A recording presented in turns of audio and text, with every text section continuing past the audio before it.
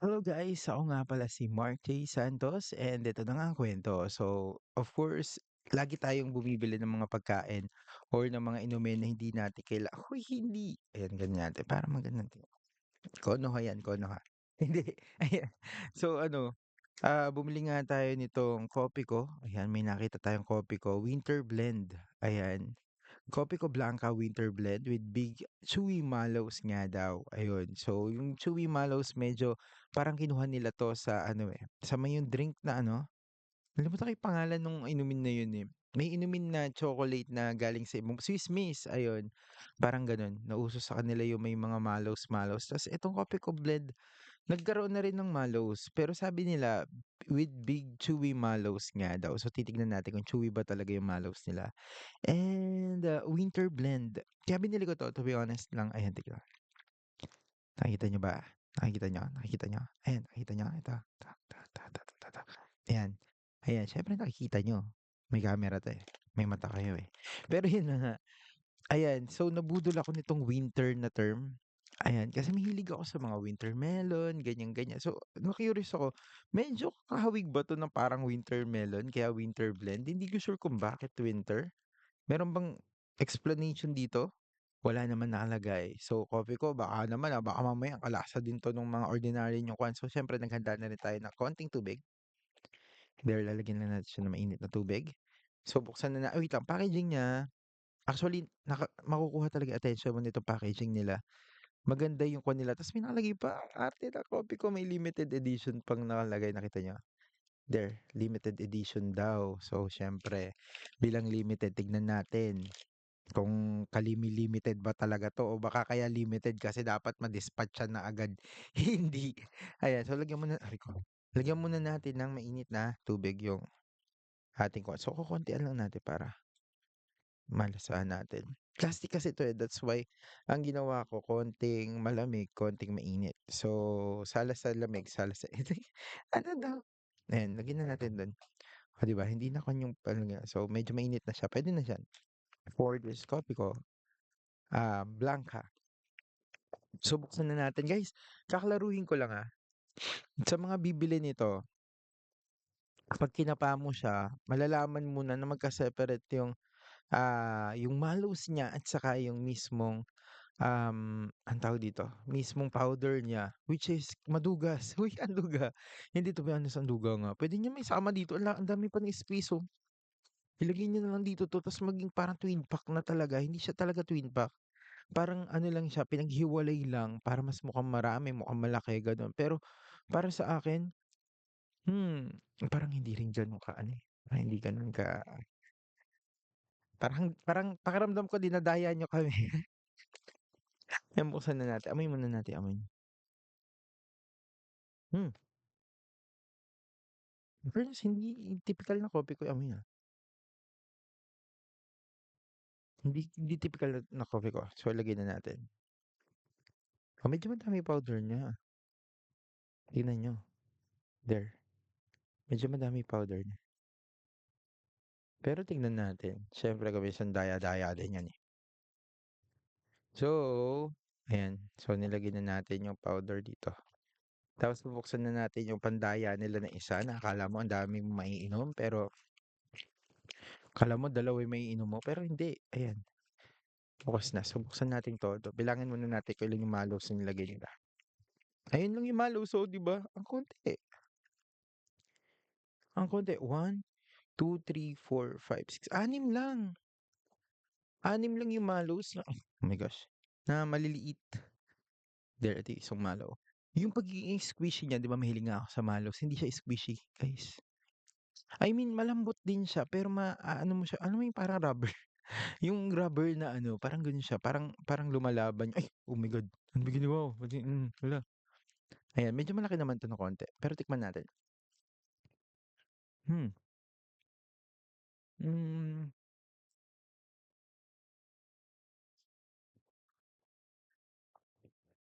hindi para sa'kin, hindi ko ma-consider na mallows, eh. Makunat siya para sa mallows. Nakukunatan ako sa kanya. Nilagyan na natin. So ayun na, naglutang-lutang na sila dun, oh. Para sa'kin, ayos ba yung itsura niya? Hindi.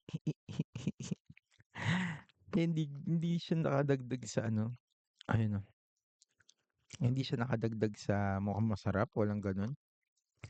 Wala siyang gano'ng effect, pero siyempre ihalo-halo muna natin para sure. Titikman muna natin yung ang ingay naman ng ano, ingay nila, sorry na, ng mga aso sa anong ano. Yung Malaws niya hindi siya naluluso agad.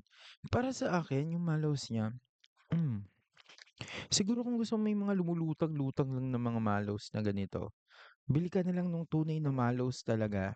Tapos humanap ka ng paborito mong kape tapos dun mo palutangin yung mga Malaws na yan. So ito na nga siya guys, 'di ba? Uy, wait lang, ipakita ko lang 'tong ano na 'to, it's from Hello Meow Cafe, ayan. Kasi yung ano na 'to sinusuportan ko Hello Meow, commercial muna tayo. Sinusuportan ko Hello Meow Cafe kasi 'pag bumibili kayo sa kanila, ano sila, nagbibigay sila or papakain sila ng mga, stray cats, ayun. So, nakakatuwa sila, ayan. Mahilig sila sa mga pusa, ayan. So, sa Hello Meow Cafe. Pero hindi 'yan yung nire-review natin, itong Coffee ko Blanca. So, tikman na natin muna kasi mukhang medyo matagal pang kumanto. Hindi naman nalulusaw yung ano niya, eh, yung pinaka-mallows. Hmm, alam mo,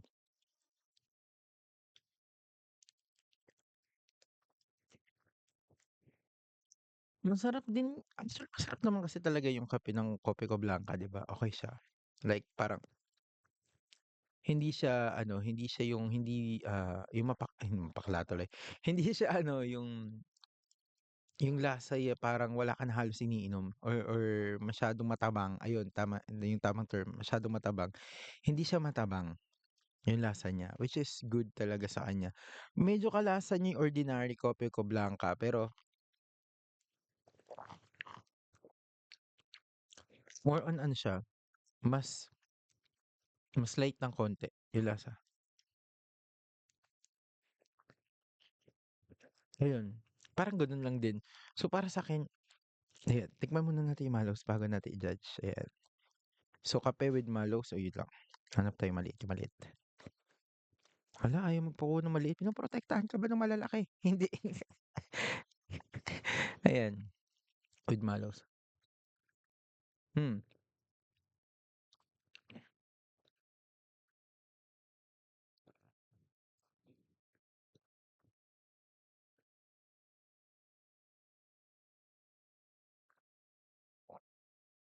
okey na rin. Pero hindi siya ano, yung parang ano, parang may ininom kang kape pero medyo may matamis ka na nalalasahan gano'n. Saka lumalambot yung ano, yung mallows niya pagka binabad mo na sa mainit na tubig.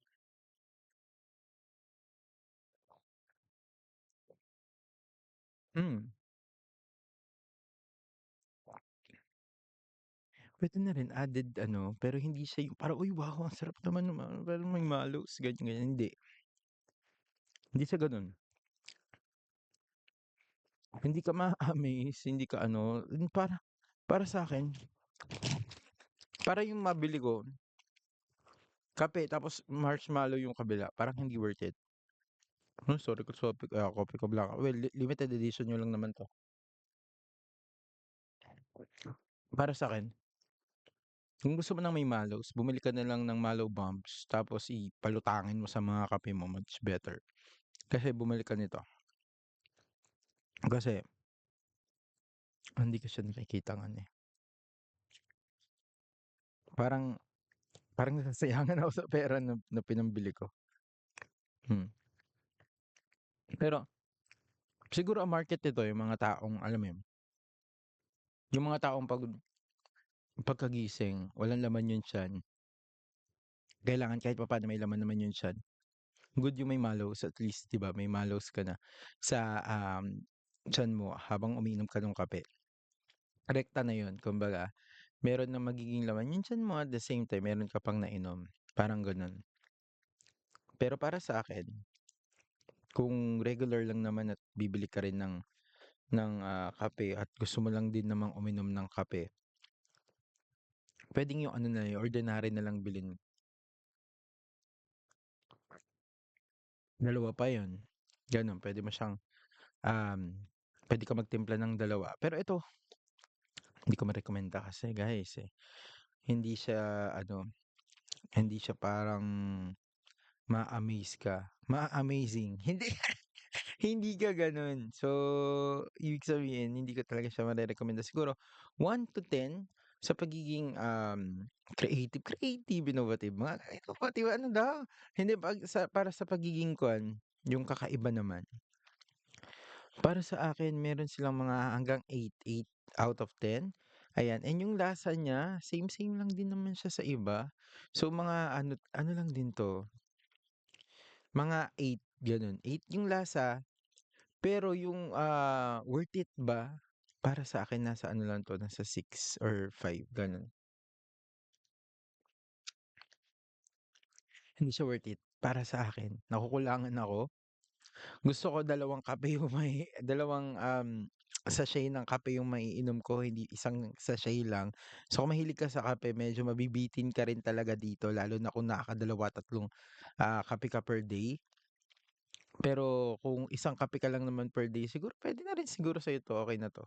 Grabe naman yung ano, yung pawis natin. Ayan, so, well pawisin tayo, Pero yun na nga, ayun guys, so yun yung verdict ko dito. So, kung bibili pa ba ako nitong Coffee ko Blanca na winter blend, well, sorry to say, bibili ko ng Coffee ko Blanca yung ibang version ng ano nila, yung excuse me, yung 2 in 1, yung twin pack talaga. Pero eto hindi na ako bibili nito. Kung gusto ko mag-mallows, bibili na lang Mallow Bumps, lalagay ko dun sa may mga ibang, kape nila. So, much better, mas mainam yun. Saka 'pag kinagat mo kasi yun meron siyang laman sa loob. Dapat nilagyan niyo ng laman sa loob yung mallows niyo, 'di ba?